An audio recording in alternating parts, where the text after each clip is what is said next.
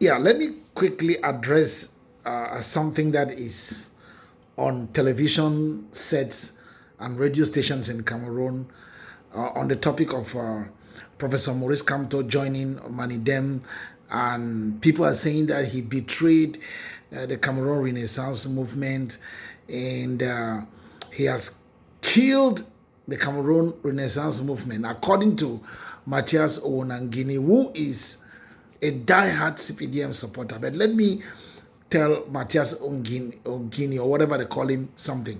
Matthias Owonangini, Professor Maurice Kamto has not done anything to the Cameroon Renaissance movement.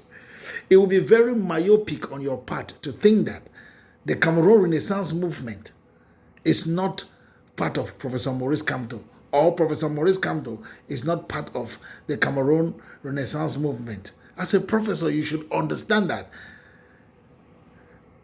Kamto joining Manidem party was just a way to outsmart your party, the CPDM's plan to frustrate his running for the presidential election 2025 billed for October. We all know that Kamto made a mistake, and it's a political mistake. Every leader has a flaw or flaws.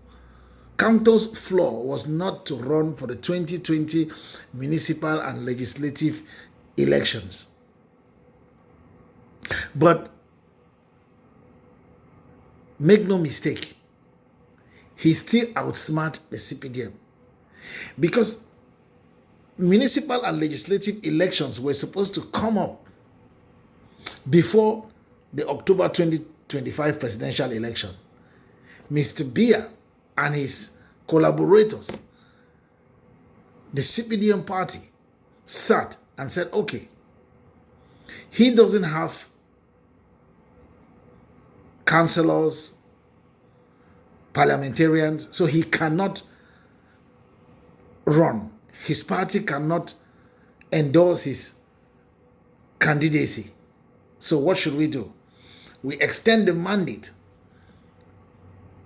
of the councillors and the parliamentarians by 1 year, and then we call up the presidential election before the municipal and legislative elections. That way, it frustrates Kamto from running, since the Cameroon Renaissance movement does not have parliamentarians, councillors, and you name them. So, while they are doing this, Kamto, being a product of Mr. Biya's government and the system in place, understands the system and outsmarts them. He knows that if he goes to court to use his legal mind to test whoever is going to challenge him in court, the judgment will come from the judge, and the judge is part of the system. Once bitten, twice shy. He had tried the court and they failed him. And so what did he do? He quickly contacted Manidem and discussed with Aniset Ekane. And the two came to a conclusion that you will run under the banner of Manidem, thereby outsmarting the CPDM. Forget Atanga Nji. As for Atanga Nji, you don't expect anything better from him. This is a guy who was picked from one jungle or one ghetto and made minister because of the sacrifices he made for the CPDM party in Bamenda, where he was almost lynched by the population. That's how he became prominent. So there is nothing that can come out of the head of Atanga Nji that is reasonable. When you hear him talk during interviews, does he sound like a minister? Does he sound like an administrator? No. He does it. He sounds like a bully. And he is a bully. So, Maurice Kamto has done what is very normal. Outsmart the system. Be one step ahead of them. because there was already a well carved out plan to frustrate the Cameroon Renaissance movement from putting forth Maurice Kamto as their candidate. That does not change the fact that all of the sympathizers, militants, supporters of Cameroon Renaissance movement are going to vote for one man, Manidem's Maurice Kamto, who is Cameroon Renaissance movement's Maurice Kamto. The CRM, that's the Cameroon Renaissance movement, and Manidem are now like one party. And then you add AFC of Jean-Michel Ninche. So there is no reason to think that Maurice Kamto has abandoned or has killed or has frustrated the Cameroon Renaissance movement. Mathias Owonangini is mourning more than the bereaved. Why? Because the CPDM, at the moment, members of the CPDM party, members of the government of Mr. Biya are all frustrated. They are frustrated because Professor Maurice Kamto has outsmarted them. They have a problem they have to take care of. They are like a man whose house is on fire and he's chasing a rat that came out of it, instead of going after the fire to put it out.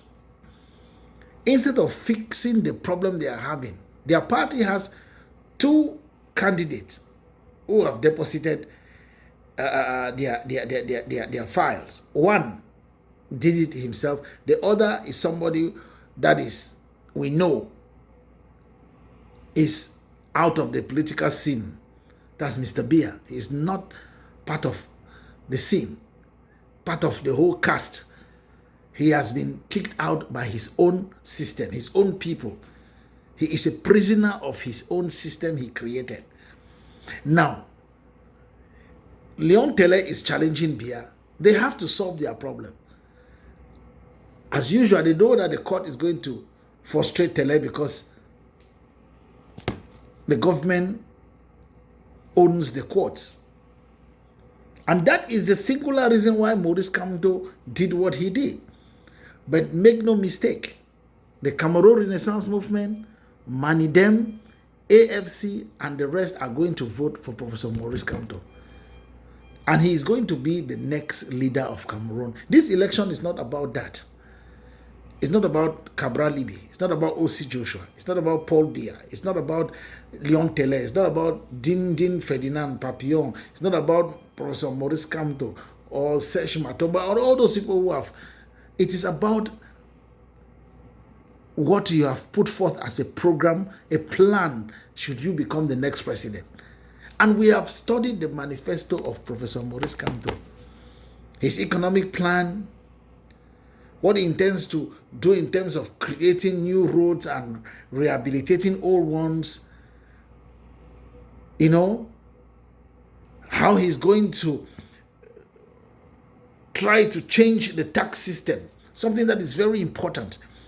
Because with the current tax system in Cameroon, investors cannot come in. People cannot invest. And when people cannot invest, people cannot hire. And when people cannot hire, unemployment will be very high. And that is why we have high rate of unemployment in Cameroon. But Professor Maurice Kamto has a plan that will fix that. Then the two-term system in Cameroon that he wants to implement, where if you win the election, you rule for 5 years, you run for another term. If you win, you rule for another 5 years, and that is it. You cannot run again. That is what we want. Because if we had that in place, we will not have a dictator for 40 years in the person of Biya, manipulating the constitution day in, day out, just like they manipulate Cameroonians and monies that belongs to the people.